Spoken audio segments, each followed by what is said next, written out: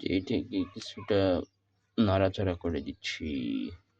এটাকে নেড়ে আমি কি লাগাবো দেখাবো, দাঁড়ান। এই যে এইখানে নাড়া দিলাম, এটাকে আমরা তো তারপরে এইখান থেকে এই যে এখানে সবগুলা হচ্ছে আমি একটা টমেটো লাগাইছিলাম, পুরান টমেটো। সেখানে দেখেন মানে অসংখ্য চারা উঠে গেছে। এইখান থেকে আমি একটা চারা এনে এখানে বসাই দিলাম।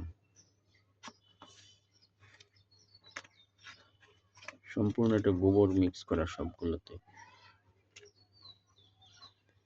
সবগুলোই হচ্ছে গোবর মিক্স করা। আমি এটা ছিদ্র করে নিচ্ছি।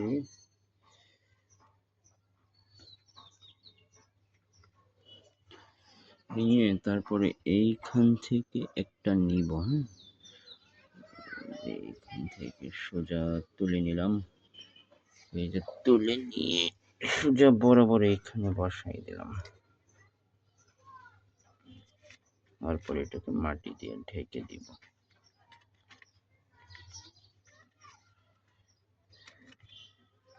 এইখানে সোজা রেখে দিব।